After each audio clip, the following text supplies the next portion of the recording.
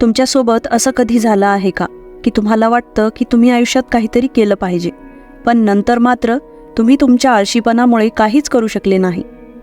आणि जसं जसं तुम्ही ते काम करायचं टाळता, तुमच्या आतून परत परत तोच आवाज येतो की तुम्ही काहीतरी केलं पाहिजे.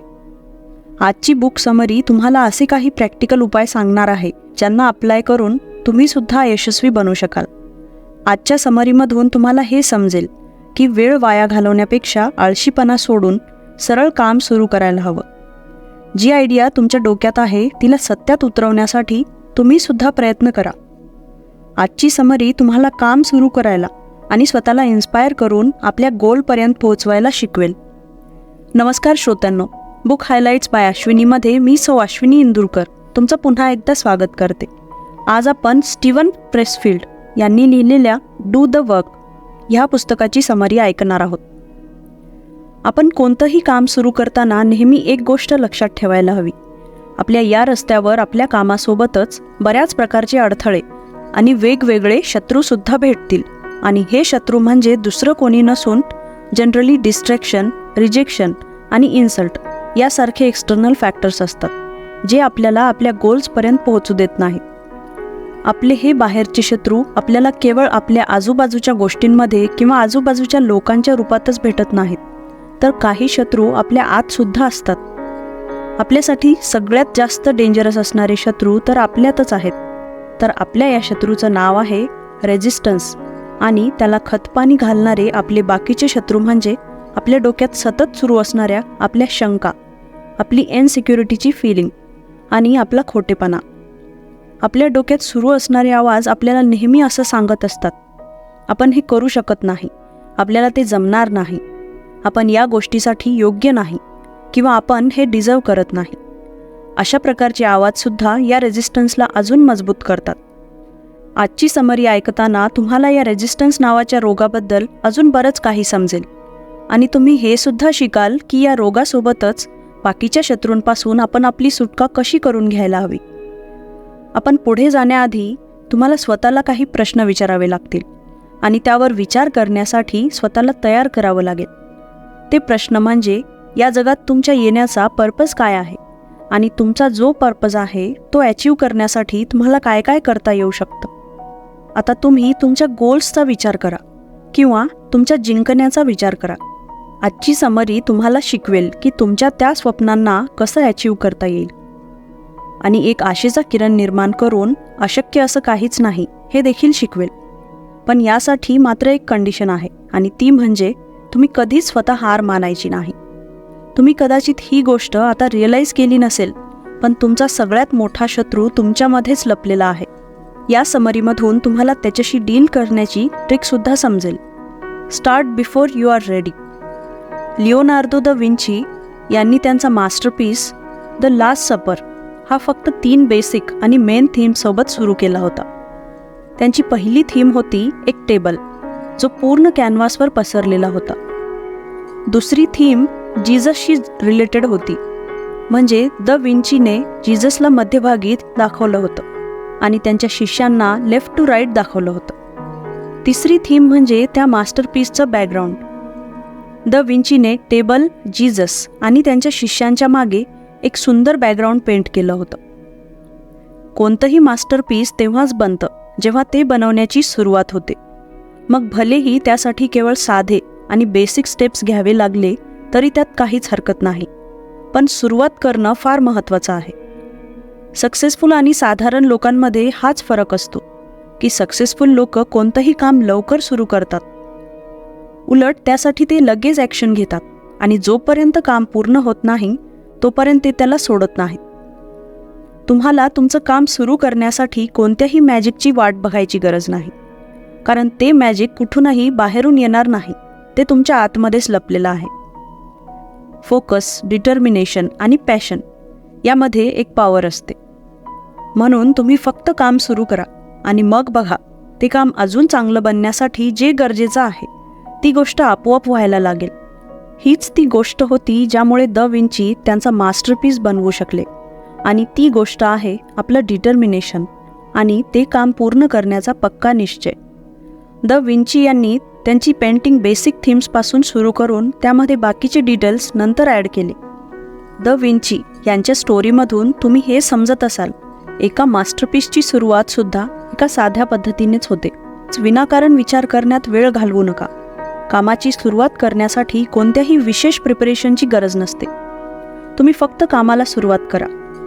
यासोबतच तुम्ही हे समजून घ्यायला हवं की आपण तयार नाहीत किंवा आपल्याकडे हवे तसे रिसोर्सेस नाहीत किंवा कमी आहेत किंवा प्रोजेक्ट खूप कठीण आणि चॅलेंजिंग आहे. या सगळ्या गोष्टी आपले खरे प्रॉब्लेम्स नाहीत. यापेक्षा जर मोठा कोणता प्रॉब्लेम असेल तर तो आहे आपला रेझिस्टन्स. रेझिस्टन्सच आपल्याला काम करण्यापासून थांबवतो आणि त्यामुळे आपल्याला ते काम सोडून द्यायचे विचार मनात येत राहतात. हा रेझिस्टन्स म्हणजे आपल्या डोक्यात सतत सुरू असणारा तो आवाज जो आपल्याला कितीतरी कारणांची आठवण करून देतो की आपण ते काम का करू शकत नाही. तुम्हाला सतत ऐकू येत असणारा हा आवाज तुमच्या पॅरेंट्सचा असू शकतो, तुमच्या आजी आजोबांचा असू शकतो किंवा तुमच्या त्या सर्व पूर्वजांचा असू शकतो जे तुम्हाला कम्फर्ट झोनमध्ये राहण्याचे आणि प्रत्येक प्रकारच्या त्रासापासून स्वतःला दूर ठेवण्याचे सल्ले देत असतात. हाच तो आवाज असतो जो तुम्हाला सिस्टीमसोबत जे जसं आहे त्याप्रमाणेच चालत राहण्यासाठी आणि काहीही नवीन करण्यापासून दूर राहण्यासाठी सांगत असतो. आपल्या सगळ्यांचाच एक कम्फर्ट झोन असतो. ही एक अशी जागा असते जी आपल्याला खूप ओळखीची वाटते, जिथे आपल्याला बऱ्याच वर्षांचा अनुभव असेल, जिथे तुम्हाला कशाची भीती वाटत नाही. हा तो झोन असतो जिथे आपण आपल्या जन्मापासून राहत आलेलो आहोत. पण मग याचा अर्थ असा नाही की तुम्ही तुमचं पूर्ण आयुष्य याच कम्फर्ट झोनमध्ये घालवायचे. तुमचं यावर काय मत आहे आणि तुम्हाला एकाच ठिकाणी राहणं जास्त फायद्याचं वाटतं का, हे आम्हाला कमेंट करून नक्की कळवा. आपला कम्फर्ट झोन सोडणं नक्कीच रिस्की आहे, पण स्ट्रगल केल्याशिवाय आपली ग्रोथ तरी कशी होईल? कोणत्याही त्रास सहन केल्याशिवाय आपण काही अचीव्ह करू शकत नाही. कारण माणसाला जेव्हा ठेच लागते तेव्हा त्याच अनुभवावरून तो शिकत असतो आणि स्वतःला अजून ग्रो करत असतो. आणि यासोबतच अजून एक महत्त्वाची गोष्ट म्हणजे आपल्या कम्फर्ट झोनच्या बाहेर आल्याशिवाय तुम्हाला तुमच्या खऱ्या पोटेन्शियलचा अंदाज येणार नाही. तुमचं टॅलेंट, पोटेन्शियल तेव्हाच वर येऊन चमकू शकेल जेव्हा तुम्ही स्ट्रगल कराल. एकदा तुम्ही तुमचं काम सुरू केलं आणि त्यावर पूर्णपणे फोकस ठेवला, मग त्यानंतर तुम्हाला रेझिस्टन्सशी फाईट करायची गरज पडणार नाही. तुमच्यात सुद्धा त्या रेझिस्टन्सशी फाईट करण्याची हिंमत आणि बोल्डनेस असेल तर तुम्ही सुद्धा तुमच्या स्वप्नातलं आयुष्य जगू शकता. एकदा तुम्ही ठरवलं की तुम्हाला कशा प्रकारचं आयुष्य जगायचं आहे, मग त्यानंतरची फर्स्ट स्टेप आहे रिसर्च. पण हा रिसर्च म्हणजे कोणत्याही कामाचा रिसर्च नव्हे, तर हा रिसर्च म्हणजे स्वतःमध्येच एक काम आहे. या रिसर्चसाठी तुम्हाला 6 महिने बसून अभ्यास करण्याची किंवा लाईन्स हायलाईट करून नोट्स बनवण्याची गरज नाही. तुम्ही फक्त आपल्या डोक्यात महत्त्वाची इन्फॉर्मेशन ठेवा. त्यानंतर आपोआप तुमच्या आतून आयडियाज यायला लागतील. जी आयडिया डोक्यात येत असेल त्यावर गरजेपेक्षा जास्त विचार करू नका. जी आयडिया तुम्हाला आवडेल ती लगेच लिहून काढा. अर्थात सुरुवातीला त्या आयडियाज तुम्हाला तेवढ्या सस्टेनेबल वाटणार नाहीत, पण त्यावर तुम्ही नंतर ॲनालिसिस करू शकता. म्हणून आता फक्त काम करत राहा. त्यासाठी तुम्ही फक्त तयारी करण्यात वेळ वाया घालवला तर त्यातून काहीच निष्पन्न होणार नाही. तुम्ही फक्त तुमचं रिअल वर्क सुरू करा आणि ते काम करण्यासाठी तुम्ही एखादे स्ट्रिक्ट रूल्सच फॉलो करायला हवे असं काही नाही. बहुतेकदा लोक असाच विचार करतात की काम करताना आपण स्ट्रिक्ट फॉर्म्युल्याचा यूज करावा किंवा स्पेसिफिक इंट्रोडक्शन, त्यानंतर बॉडी आणि कन्क्लुजन असाच पॅटर्न सुरू ठेवावा. पण खरं तर तुम्हाला या सगळ्यांची गरज पडणार नाही आणि तुमच्या आयडियाबद्दल तुम्ही जास्त विचार करण्याची गरज देखील पडणार नाही. कामाच्या सुरुवातीला जास्त आयडियाज डोक्यात येत नाहीत, पण तुम्हाला एकदा व्हिजन मिळालं की मग तुम्ही तुमचे काम कधीही आणि कुठूनही सुरू करू शकता. तुम्ही जे काम कराल त्यावर तुमचा पूर्ण कंट्रोल असला पाहिजे. तुम्ही तुमच्या क्राफ्ट्स आणि तुमच्या स्किल्सचे मास्टर आहात, म्हणूनच तुम्ही तुम्हाला जे हवं ते करू शकता. जास्तीत जास्त स्क्रीन रायटर, बिझनेस ओनर आणि ऑथर शेवटच्या भागापासूनच सुरुवात करतात. ते सगळ्यात आधी हे समजून घ्यायचा प्रयत्न करतात की त्यांचा गोल काय आहे, त्यांना नक्की कुठे पोहोचायचं आहे, आणि त्यानंतर ते तिथून हळूहळू बाकीच्या गोष्टींकडे वळतात. हे तुम्ही अगदी तसंच समजू शकता जसं तुम्ही तुमच्या घराच्या वरच्या फ्लोअरवर जाण्यासाठी करता. म्हणजे जेव्हा तुम्हाला घराच्या एखाद्या फ्लोअरवर जायचं असतं तेव्हा सगळ्यात आधी तुम्ही तो फ्लोअर कोणता आहे हे माहीत करून घेता आणि त्यावरून मग तुम्ही ठरवता की तिथे पोहोचण्यासाठी कोणत्या पायऱ्या चढायला हव्यात. अगदी याचप्रमाणे तुम्ही हे सुद्धा माहीत करून घ्यायला हवं की तुमचं गोल काय आहे आणि त्यासाठी तुम्हाला हे समजून घ्यावं लागेल की तुम्ही त्या कामाची सुरुवात का केली होती. तुम्ही जेव्हा ही गोष्ट समजून घ्याल तेव्हा शेवटपर्यंत पोहोचणं आणि त्यासाठी गरजेच्या स्टेप्सचा शोध घेणं तुमच्यासाठी आणखी सोपं होईल. The universe is not indifferent. फिजिक्समध्ये तुम्ही न्यूटनच्या 3ऱ्या लॉबद्दल वाचलं असेलच. त्या लॉप्रमाणे प्रत्येक ॲक्शनची एक इक्वल आणि ऑपोजिट रिॲक्शन असते. म्हणून जेव्हा तुम्ही चालत असता आणि चालता चालता जेव्हा तुमचे पाय जमिनीवर प्रेशर टाकतात तेव्हा जमीनसुद्धा तेवढाच इक्वल आणि ऑपोजिट प्रेशर तुमच्या पायांवर टाकते आणि यामुळेच इफेक्टिवली तुम्ही पुढे जाऊ शकता. म्हणून जेव्हा तुम्ही या जगात तुमची स्वतःची एक ओळख बनवण्याबद्दल विचार करता, मग ते एखादा ब्लॉग बनवून असो किंवा स्वतःचं एक नॉवेल लिहून असो किंवा स्वतःचं प्रॉडक्ट बनवून असो, तेव्हा तुमच्या या गोलसाठी हे युनिवर्ससुद्धा तुम्ही ठरवलेल्या प्लॅननुसार इक्वल आणि ऑपोजिट रिॲक्शन देत असतं. आधीच्या चॅप्टरमध्ये आपण स्वतःमध्ये असणाऱ्या आपल्या एका शत्रूबद्दल चर्चा केली होती, ती म्हणजे रेझिस्टन्स. आता आपण युनिवर्सच्या इक्वल रिॲक्शनबद्दल चर्चा करणार आहोत, जो आहे असिस्टन्स. रेझिस्टन्स खूप पॉवरफुल असतो आणि याला काढून टाकणं फार कठीण असतं, पण आपण याला असिस्टन्सच्या मदतीने मागे टाकू शकतो. ज्यावेळेस तुम्ही स्वतःचं एखादं काम सुरू करायचा विचार करता तेव्हा जो इंटरेस्ट आणि डेडिकेशन तुम्ही तुमच्या कामामध्ये देता तो एका पॉवरफुल टूलसारखं काम करतो. याच कारणामुळे युनिवर्ससुद्धा तुमच्या आत असणाऱ्या त्या पॉवरमुळे तुमच्याकडे अट्रॅक्ट होण्यापासून स्वतःला थांबवू शकत नाही आणि यामुळेच युनिवर्सचा एक रिस्पॉन्स म्हणून तुमच्यामध्ये आयडिया निर्माण होतात. म्हणजेच तुमच्या मनात आणि डोक्यात आपोआप वेगवेगळ्या आणि युनिक आयडिया यायला लागतात. जसं की जेव्हा तुम्ही तुमचं गाणं लिहिता ज्याची सुरुवात तुम्ही काही लाईन्स लिहून करता, पण नकळतच त्या लाईन्समधून एक गाणं निर्माण होतं. याचप्रमाणे तुम्ही एखादं पुस्तक लिहायला सुरुवात करता आणि बघता बघता त्याची कादंबरी बनते. अशा वेळेस तुम्ही फक्त हिम्मत करून आणि विश्वास ठेवून सुरुवात करता आणि ते करता करता तुमच्या कामाला एक ओळख मिळते. कारण युनिवर्सची पॉवर तुमच्यासोबत असते. ती तुम्हाला तुमच्या रेझिस्टन्सशी लढण्याला मदत करते, ज्याच्या मदतीने तुम्ही क्रिएटिव्हपणे तुमच्या कल्पनेला पुढे वाढवू शकाल. असिस्टन्स ही एक अशी पॉवर आहे जी तुमची क्रिएटिव्हिटी वाढवते.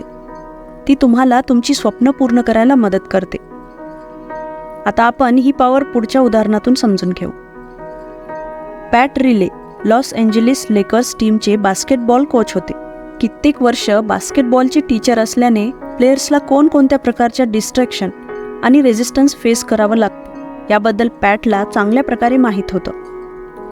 पॅटने मीडिया, स्टाफ, एजंट, स्पॉन्सर्स आणि फॅन्सला सुद्धा नोटीस केलं आणि त्यावरून त्यांना हे समजलं की त्यांना देखील अशाच प्रकारच्या गोष्टींचा सामना करावा लागतो. या गोष्टींना पॅटने पेरिफेरल अपोनंट्स असं नाव दिलं. पण याच्या अगदी विरुद्ध आपला शत्रू असणारा रेझिस्टन्स हा मात्र एक पेरिफेरल अपोनंट नसून तो आपल्या आतच असतो. तो आपल्या फॅमिली, फ्रेंड्स, बॉस किंवा कोवर्कर्स करून येत नाही. तो आपल्या स्वतःमध्येच असतो आणि म्हणूनच फक्त आपणच त्याला हरवू शकतो. आपल्याला जर मोटिवेशनची कमी पडत असेल तर त्याचं कारण आपलं एन्व्हायरमेंट किंवा आपल्या आजूबाजूची लोकं नसून आपण स्वतःच असतो. तुम्ही जागा बदलली किंवा एखाद्या शांत ठिकाणी गेलात तरीही तुम्ही या रेझिस्टन्सला तोपर्यंत हरवू शकणार नाही जोपर्यंत तुम्ही स्वतःहून यासाठी प्रयत्न करणार नाही. तुम्ही हे समजून घ्यायला हवं की हा रेझिस्टन्स म्हणजे फक्त तुमच्या डोक्यात चालणाऱ्या आवाजांमुळे क्रिएट झाला आहे आणि यासाठी तुम्ही जबाबदार नाहीत. हे आवाज तुमच्या पर्सनॅलिटीचा एक भाग आहेत जे तुम्हाला पुढे जाण्यापासून थांबवत असतात. म्हणूनच अशा वेळेस तुम्हाला या आवाजांच्या विरुद्ध पूर्ण जोर लावून लढावं लागेल. हा रेझिस्टन्स अगदी एखाद्या ड्रॅगनसारखा आहे, पण तुम्ही सुद्धा एखाद्या सैनिकापेक्षा कमी नाहीत. तुम्हाला पूर्ण शक्ती लावून याचा सामना करावा लागेल. हा एक असा ड्रॅगन आहे जो नेहमीच तोंडातून आग ओकत असतो आणि यशाच्या दरवाजाबाहेर त्याचं ठाण मांडून बसलेला असतो. हा ड्रॅगन तुम्हाला आत जाण्यापासून थांबवतो आणि मरेपर्यंत तो तिथून जात नाही. म्हणूनच जेवढा शत्रू मोठा असेल तेवढाच मोठा सैनिकसुद्धा असायला हवा. याचाच अर्थ असा की जेव्हा तुमचं पोटेन्शियल वाढतं तेव्हा हा रेझिस्टन्स नावाचा शत्रूसुद्धा वाढतो. जेव्हा तुमची पॉवर वाढते तेव्हा तुमच्या मार्गात आडवे येणारे शत्रूसुद्धा मोठे असतात. आणि खरं सांगायचं झालं तर हा ड्रॅगन तुमच्यामध्येच असलेल्या पॉवरला घाबरतो. यावरून आपण एक गोष्ट समजून घ्यायला हवी, ती म्हणजे सैनिक नेहमीच ड्रॅगनपेक्षा जास्त शक्तिशाली असतो. म्हणूनच न घाबरता या रेझिस्टन्स नावाच्या ड्रॅगनशी 2 हात करायला तयार व्हा. Killers instinct. आता अशी कल्पना करा की तुमचं लहानपणापासून एक नॉवेल लिहायचं स्वप्न होतं, जे तुम्ही आज पूर्ण केलं आहे. ते पूर्ण करून आता त्याला मेल बॉक्समध्ये टाकण्याचा आणि आपल्या एजंटला फोन करून ते विकण्याची तयारी करण्याचा तुम्ही विचार केला. पण यानंतरसुद्धा तुम्ही ते नॉवेल विकण्यासाठी शिप केलं नाही. आता तुम्ही असं का केलं असेल याचा विचार करून बघा. याचं कारण म्हणजे आतल्या आत तुम्ही घाबरत असता. ही भीती आपल्यावर खूप प्रभाव टाकत असते आणि तुम्हाला तुमचं स्वप्न पूर्ण करण्यापासून आणि स्वतःची एक ओळख बनवण्यापासून थांबवत असते. पण तुमच्या कल्पनेमधल्या तुमच्या स्वप्नासाठी शिपिंग ही एक मोठी आणि महत्त्वाची स्टेप आहे, जी तुम्हाला तुमचं स्वप्न पूर्ण करण्यासाठी घ्यावीच लागेल. म्हणून हे काम कमकुवत मन असणाऱ्यांचं नाही. याच्या आधीच्या चॅप्टरमध्ये आपण रेझिस्टन्सबद्दल समजून घेतलं होतं आणि त्याला कसं कंट्रोल करायचं हे देखील आपण समजून घेतलं. पण अजूनही ही लढाई संपलेली नाही. आता आपल्याला किलर इन्स्टिंक्टबद्दल जाणून घ्यायला हवं. आपली स्वप्न पूर्ण करण्यासाठी आपल्यामध्ये किलर इन्स्टिंक्ट असायला हवा, जो रेझिस्टन्स नावाच्या शत्रूला पूर्णपणे संपवून टाकू शकतो. प्रॉब्लेम फक्त हाच नाही की आपल्याला फक्त रिजेक्शनची भीती वाटते. प्रॉब्लेम हा सुद्धा आहे की काही लोकांना यशाची सुद्धा भीती वाटते आणि हीच भीती मग त्यांच्यामध्ये रेझिस्टन्स निर्माण करते. यशाची भीती ही एका सायलेंट शिकाऱ्यासारखी आहे, जी दिसून सुद्धा येत नाही. तुम्हाला माहीत सुद्धा पडणार नाही की ती तुमच्यामध्ये राहून तुमच्या आयुष्यावर किती परिणाम करत आहे. या भीतीमुळे तुम्ही त्या सगळ्या संधीकडे पाठ फिरवता, ज्या तुम्हाला तुमच्या आयुष्यात कधी ना कधी या ना त्या मार्गाने मिळत असतात. पण आता प्रश्न असा आहे की यशाची भीती आपल्यामध्ये आली कुठून? खरंच कोणी यशाला सुद्धा घाबरू शकतं का? आणि हे कसं शक्य आहे? मॅरियन विल्यमसन ह्या एक बेस्ट सेलर ऑथर आणि पॉलिटिकल ॲक्टिव्हिस्ट आहेत. त्या म्हणतात, आपल्यामध्ये असणाऱ्या भीतीचं कारण हे नाही की आपण दुसऱ्यांपेक्षा कमी आहोत. उलट ती भीती यामुळे आहे कारण आपण आपल्या अपेक्षेपेक्षा खूप जास्त पॉवरफुल आहोत. आपण एवढे पॉवरफुल आहोत की आपण विचारसुद्धा करू शकत नाही. आपल्यामध्ये असलेल्या पॉवर्सचा आपल्याला अंदाजसुद्धा नसेल. तुम्हीसुद्धा हे नोटीस केलं असेल की आपल्याला अंधाराची तेवढी भीती वाटत नाही जेवढी स्पॉटलाईटमध्ये येण्याची वाटते. आपण नेहमी स्वतःला विचारत असतो, मी सुंदर आहे का? माझ्याकडे काही टॅलेंट आहे का? माझ्याकडे स्किल्स आहेत का? आपण असा विचार करत असतो कारण आपण घाबरतो की लोक आपल्याबद्दल काय विचार करतील, काय बोलतील. आपण त्यांच्या जजमेंटला घाबरतो. आपण घाबरतो की कोणी आपला इन्सल्ट करू नये किंवा आपल्यावर हसू नये. या जगात येणारा प्रत्येकजण काहीतरी पर्पज घेऊन आला आहे. याप्रमाणेच तुमच्या आयुष्याचा आणि इथे जन्म घेण्याचा सुद्धा काहीतरी नक्की पर्पज असेल. तुम्ही या जगात खूप युनिक आहात, म्हणून तुमचा रोल फक्त तुम्हीच प्ले करू शकता. म्हणूनच विनाकारण नको त्या गोष्टींवर आपण विचार करणं थांबवणे आपल्यासाठी जास्त चांगलं आहे. कारण आपण खूप पॉवरफुल आहोत आणि आपण सुद्धा खूप काही करू शकतो. मॅरियन हे सुद्धा सांगतात की आपण सगळेच देवाचे अंश आहोत. म्हणूनच आपण सुद्धा आपलं आयुष्य ब्राईट करण्यासाठी बनलो आहोत. दुसऱ्यांना कम्फर्टेबल करण्यासाठी तुम्हाला स्वतःची लेवल कमी करण्याची आणि स्वतःमध्ये कमी पोटेन्शियल आहे असं समजण्याची गरज नाही. आपलं अस्तित्व या जगात उंच भराऱ्या घेऊन स्वतःची एक ओळख बनवण्यासाठी आहे. आपण जेव्हा स्टार बनून शाईन करतो तेव्हा आपण दुसऱ्यांना सुद्धा इन्स्पायर करत असतो. आपण जसे आहोत तसेच रिअल राहून कोणत्याही भीती आणि खोटेपणाशिवाय आपली ओरिजिनल शाईन टिकवून ठेवू शकतो. यामुळे तुम्ही तुमच्या आजूबाजूच्या लोकांची मदत करू शकाल आणि त्यांना एनकरेज करू शकाल. एकदा आपण स्वतःला या जगासमोर प्रेझेंट करतो तेव्हा त्या एक्सपोजरसोबत येणाऱ्या बाकीच्या गोष्टी जसं की लोकांचे जजमेंट वगैरे या गोष्टीसुद्धा आपल्याला स्वीकारता यायला हव्यात. चुका करणे, अपयशाला सामोरे जाणे आणि त्यातून शिकत जाणे हे सगळंच आपल्या ग्रोथमध्ये खूप महत्त्वाचा रोल प्ले करतं. म्हणून घाबरू नका. यावरून तुम्ही फक्त हे समजून घ्या की भीती आणि अपयश या फारच नॉर्मल गोष्टी आहेत. जोपर्यंत तुम्हाला एखाद्या गोष्टीचा अनुभव येत नाही तोपर्यंत तुम्ही काहीच नवीन शिकू शकणार नाही. आपले गोल्स आणि स्वप्नांना मिळवण्यासाठी तुम्ही काही महत्त्वाची पावलं उचलायला हवीत. यासाठी तुम्हाला मोठमोठे बदल करण्याची किंवा काहीतरी वेगळं करण्याची गरज नाही. उलट तुमचे लहान लहान प्रयत्नसुद्धा खूप महत्त्वाचे ठरतात. या सगळ्यात फक्त एकच कंडिशन आहे, ती म्हणजे तुम्हाला कन्सिस्टंट आणि प्रोडक्टिव्ह बनून राहावं लागेल. आपण या समरीमध्ये हे शिकलो की तुम्हाला जे करायचं आहे त्याची सुरुवात कधीही होऊ शकते. तुम्ही त्यासाठी तयार आहात किंवा नाही यावर विचार करण्यात जास्त वेळ घालवू नका. म्हणजेच वर्क प्लॅन बनवण्यात जास्त वेळ न घालवता ते काम ॲक्च्युअल सुरू करण्याची गरज आहे. दुसरी गोष्ट म्हणजे जेव्हा आपण काही चांगलं काम सुरू करतो तेव्हा हे पूर्ण युनिवर्स आपल्याला मदत करतं. ते आपल्याला आपल्या स्किल्स वाढवण्याची आणि आपल्या ग्रोथसाठी संधी देत असतं. नंतर आपण शिकलो की यशाला न घाबरता त्याच्या जवळ राहण्याचा प्रयत्न करा. दुसऱ्यांबद्दल विचार करणं सोडून आपल्याबद्दल विचार करा आणि स्वतःला चमकवण्याची संधी द्या. तुम्ही जसे जसे ॲक्शन्स घ्यायला सुरुवात कराल तुमच्यामध्ये असणारा रेजिस्टन्स आपोआप दूर होत जाईल. ही समरी इथेच संपते. समरी आवडल्यास नक्की लाईक आणि शेअर करा. आणखी अशाच बुक समरी ऐकण्यासाठी आमच्या चॅनलला सबस्क्राईब करा व बेल नोटिफिकेशन ऑन करायला विसरू नका. धन्यवाद.